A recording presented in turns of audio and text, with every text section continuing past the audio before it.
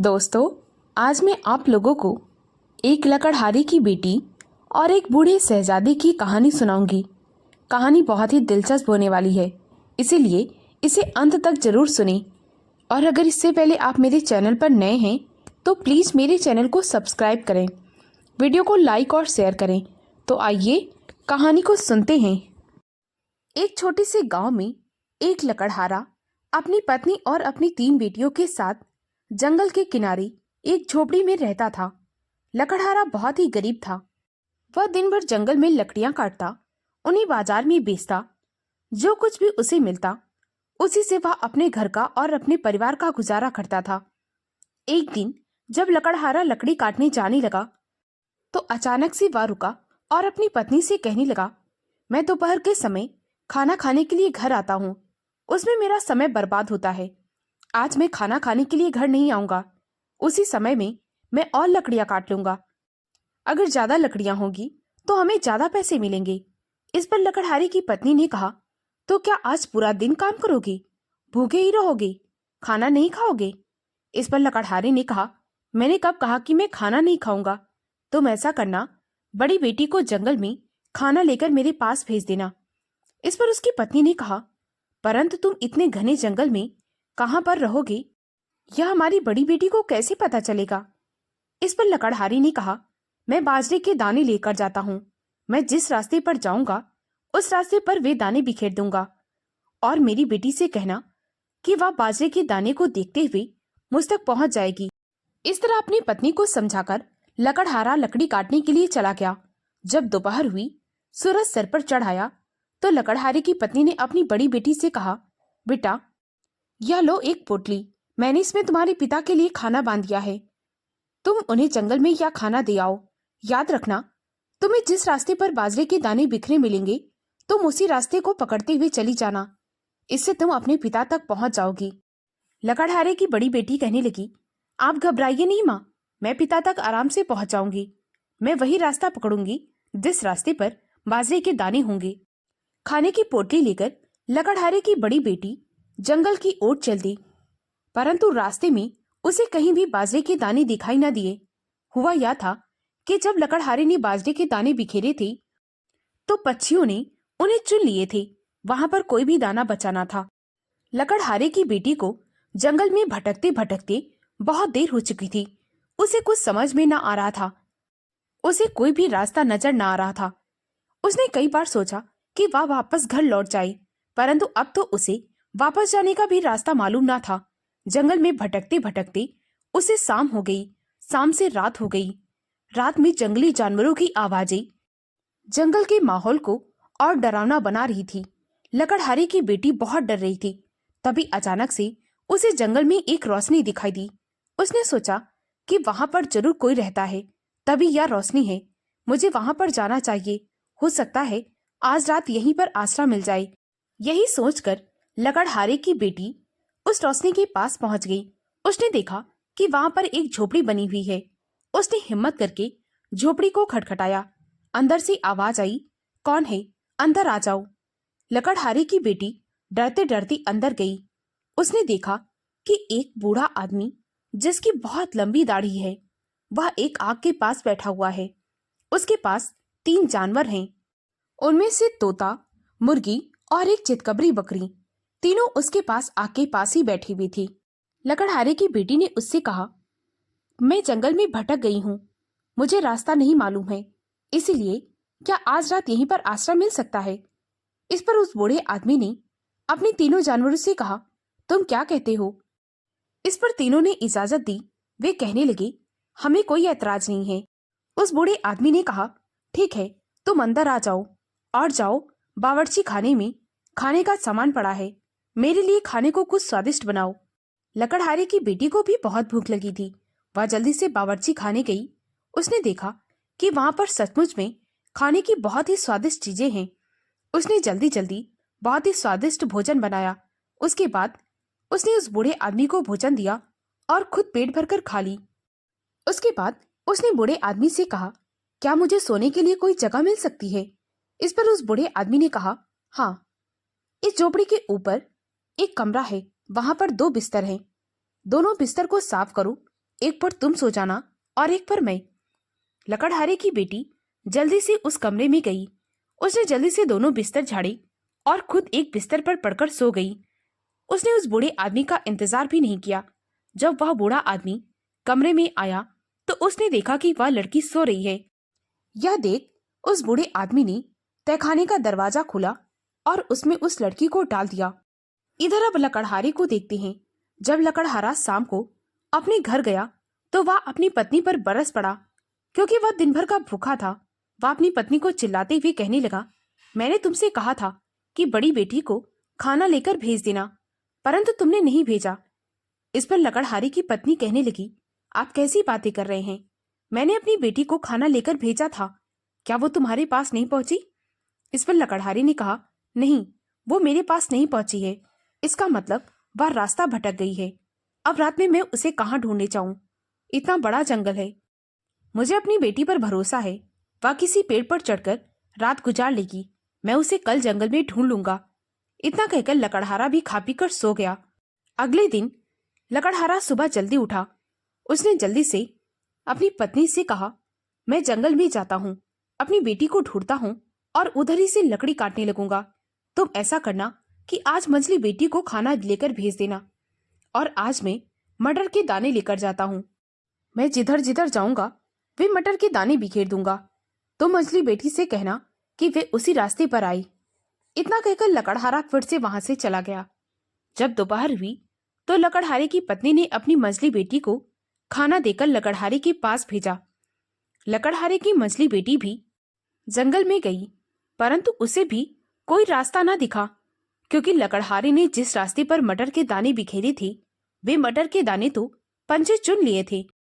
इसीलिए लकड़हारे की मंझली बेटी भी जंगल में इधर उधर भटकने लगी। उसे भी रास्ता नजर न आ रहा था। रात हो गई तो उसे भी वही रोशनी दिखाई दी जो लकड़हारे की बड़ी बेटी को दिखाई दी थी। रोशनी के पास लकड़हारे की मंझली बेटी भी पहुंच गई। उसने झोपड़ी का दरवाजा खटखटाया। अंदर से फिर से उस बूढ़े आदमी ने आवाज लगाई, अंदर आ जाओ। जब लकड़हारे की मंझली बेटी अंदर गई तो उस बूढ़े आदमी ने अपने तीनों जानवरों से पूछा, तो उसके तीनों जानवरों ने उसके वहां पर रुकने के लिए इजाजत दे दी। बूढ़े आदमी ने लकड़हारे की दूसरी बेटी से भी कहा कि बावर्ची खाने में जाओ और मेरे लिए खाना पकाओ। वह भी बावर्ची खाने में गई। उसने बहुत ही स्वादिष्ट भोजन पकाया और जल्दी से भोजन लाई। उस बूढ़े आदमी के साथ बैठकर खाने लगी। उसने यह भी ना देखा कि वे तीनों जानवर भी भूखे हैं। जल्दी से खाना खाने के बाद वह बूढ़े आदमी से कहने लगी, क्या सोने के लिए कोई जगह मिलेगी? इस पर तीनों जानवरों ने कहा, खाना खाने के समय तुमने यह भी नहीं देखा कि हम तीनों भी भूखे हैं। अब जाओ, जहां मन करे वहीं सो जाओ। इस पर बूढ़े आदमी ने कहा, ऊपर एक कमरा है, वहां पर 2 बिस्तर हैं। दोनों बिस्तर को साफ कर देना, एक पर तुम सो जाना और एक पर मैं। लकड़हारे की दूसरी बेटी जल्दी से ऊपर गई। वह भी अपनी बड़ी बहन की तरह जल्दी से एक बिस्तर पर सो गई। जब वह बूढ़ा आदमी ऊपर गया तो उसने देखा कि वह लड़की भी सोई हुई है। उसने तहखाने का दरवाजा खोला और उसको भी तहखाने में डाल दिया। इधर जब लकड़हारा शाम को घर गया तो वह अपनी पत्नी से कहने लगा, क्या तुमने मंझली बेटी को खाना लेकर नहीं भेजा था? इस पर लकड़हारे की पत्नी कहने लगी, मुझे लगता है वह भी रास्ता भटक गई। लकड़हारा कहने लगा, मुझे तो बड़ी बेटी भी नहीं मिली, अब तो मंझली भी खो गई है। हे भगवान, मेरी दोनों बेटियों की रक्षा करना। लकड़हारा रात में सो गया। अगले दिन वह अपनी पत्नी से कहने लगा, मैं जा रहा हूँ, आज मैं मक्के के दाने ले जाता हूँ। आज तुम अपनी छोटी बेटी से कहना कि वह मेरे लिए खाना लेकर आए। मैं अपनी दोनों बेटियों को भी जंगल में ढूंढूंगा। इस पर लकड़हारे की पत्नी कहने लगी, अब क्या आप ये भी चाहते हैं कि हमारी सबसे छोटी बेटी भी खो जाए?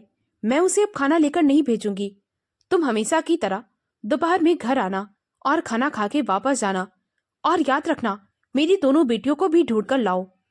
इस पर लकड़हारा कहने लगा, तुम चिंता ना करो, हमारी छोटी बेटी बहुत समझदार है, वह जरूर मेरे पास पहुंच आएगी। बस तुम उससे कहना कि जिस तरफ मैं मक्के के दाने बिखेरूंगा वह उसी तरफ आए। इतना कहकर लकड़हारा वहां से चला गया। लकड़हारे की पत्नी अपने दिल को थाम कर अपनी छोटी बेटी को खाना देते हुए कहती है, बेटा, जिस रास्ते पर मक्के के दाने होंगे तुम उसी पर जाना। याद से रास्ता मत भटकना, तुम्हारी बड़ी बहनें भी खो गई हैं। लकड़हारे की सबसे छोटी बेटी अपनी माँ को समझाते हुए कहती है, माँ तुम चिंता ना करो, मैं उसी रास्ते पर जाऊंगी और पिताजी के पास पहुंच जाऊंगी और अपनी दोनों बहनों को भी वापस लेकर आऊंगी। इतना कहकर लकड़हारे की सबसे छोटी बेटी खाना लेकर चली जाती है, परंतु आज भी उसे रास्ते पर कोई भी दाना न मिलता, क्योंकि पंछी उसे भी चुन गए थे। वह भी जंगल में अपनी दोनों बहनों की तरह भटक जाती है। दोपहर से रात हो जाती है। उसे जंगल में जंगली जानवरों की आवाजें, हवा की सनसनाहट बहुत ही ज्यादा डरा रही थी। वह डरी सहमी सी इधर उधर रास्ता ढूंढ रही थी। तभी अचानक से उसे भी वही रोशनी दिखाई देती है। वह उसी रोशनी के पास जाती है तो देखती है एक झोपड़ी है। वह झोपड़ी का दरवाजा खटखटाती है। अंदर से आवाज आती है, अंदर आ जाओ, कौन हो। जब वह छोटी लड़की झोपड़ी के अंदर जाती है तो वह देखती है कि आग के सामने वही तीनों जानवर और एक बूढ़ा आदमी बैठा है जिसकी दाढ़ी बहुत लंबी है। इस पर वह उस बूढ़े आदमी से कहती है, क्या मैं आज रात यहीं रुक सकती हूँ? मैं जंगल में रास्ता भटक गई हूँ। इस पर उस बूढ़े आदमी ने तीनों जानवरों से इजाजत ली। जब तीनों जानवरों ने इजाजत दे दी तो वह लड़की अंदर आ गई। बूढ़े आदमी ने कहा, बावर्ची खाने में जाओ और मेरे लिए स्वादिष्ट भोजन बनाओ। इस पर लकड़हारे की सबसे छोटी बेटी बावर्ची खाने जाने लगी तो उसने तीनों जानवरों के सिर पर प्यार से हाथ फेरा और बावर्ची खाने चली गई। उसने बड़े ही प्यार से स्वादिष्ट भोजन बनाया और 2 प्लेट में लाकर एक मेज पर रख दिया। उसके बाद वह खाना खाने ले जा ही रही थी, तभी उसके दिमाग में आया कि मैं तो खाना खा लूंगी, परंतु ये बेजुबान जानवर क्या ये भूखे ही रहेंगे? इतना सोचकर वह बावर्ची खाने गई और वहां से कुछ गेहूं के दाने लाई। उसने उन दानों को तोते और मुर्गे के सामने बिखेर दिया। उसके बाद वह झोपड़ी के बाहर गई और एक टोकरी में घास लेकर आई। घास को बकरी के सामने रखते हुए वह कहने लगी, अब तुम तीनों आराम से खाओ, तुम्हें प्यास भी लगी होगी, मैं तुम्हारे लिए पानी भी लेकर आती हूँ। वह एक बड़े बर्तन में पानी लेकर आई। मुर्गी और तोते ने अपनी चोंच भर भर के पानी पिया। वे दोनों बड़े प्रसन्न थे। बकरी ने भी खूब पानी पिया।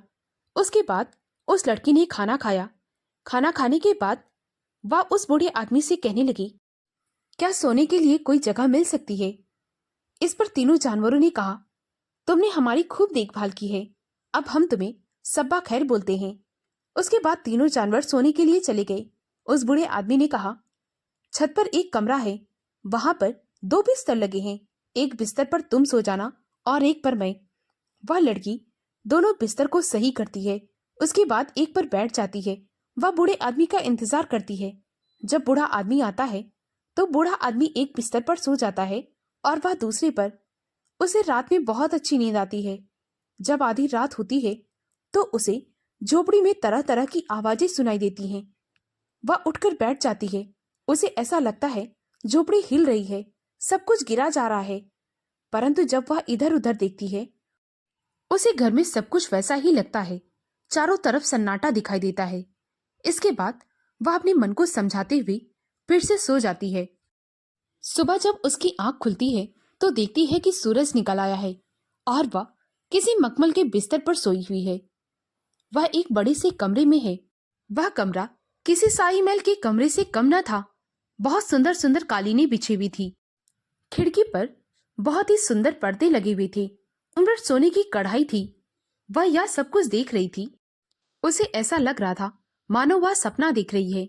उसने अपनी आंखों को मला, परंतु यह तो हकीकत था। तभी अचानक से 3 आदमी कमरे में आते हैं। वे तीनों उसके सामने इस तरह सिर झुकाते हैं मानो वे तीनों उसके दास हों। उन तीनों ने एक साथ कहा, फरमाइए, मेरे लिए क्या हुक्म है? यह बात सुनकर वह लड़की कहने लगी, ये मैं कहाँ आ गई? तभी अचानक से उसकी निगाह दूसरे पलंग पर पड़ती है। उस पलंग पर उस बूढ़े आदमी की जगह पर एक नौजवान सुंदर युवक लेटा हुआ था। वह बहुत ही खूबसूरत था। उसे देखकर लड़की और हैरान हो गई। उस युवक ने लड़की को हैरान देखकर कहा, तुम इतनी हैरान क्यों हो? अभी तुम्हें सब कुछ पता चल जाएगा। तुम्हारे एक एक सवाल का जवाब मिल जाएगा। मैं कोई बूढ़ा नहीं था, मैं एक शहजादा हूँ। मुझ पर जादू कर दिया था, इसीलिए मैं बूढ़ा आदमी बन गया था। उसने मेरे साथ साथ मेरे तीनों मुलाजिमों को भी तोता, मुर्गी और बकरी बना दिया था और हमें इस जंगल में रहने के लिए छोड़ दिया था। उसने कहा था कि हम सब इस जादू से तभी मुक्त हो पाएंगे जब कोई नौजवान खूबसूरत लड़की हमारे पास आएगी और जो इंसानों के साथ साथ जानवरों के प्रति भी दयालु हो। और वह लड़की तुम हो, जिसने हमें जादू से मुक्त कराया है।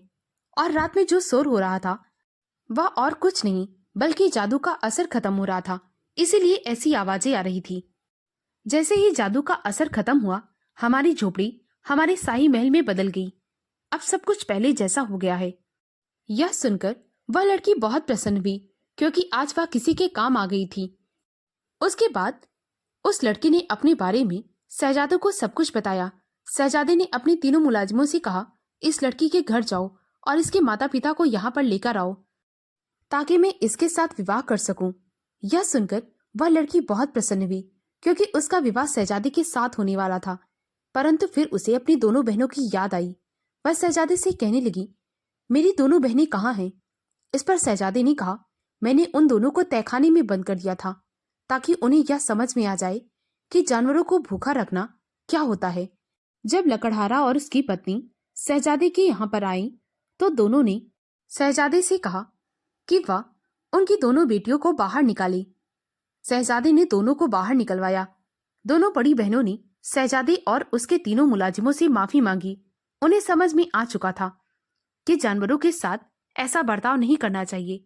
उसके बाद शहजादे का विवाह लकड़हारे की सबसे छोटी बेटी के साथ हो गया। उसके बाद वे दोनों खुशी खुशी अपना जीवन बिताने लगी।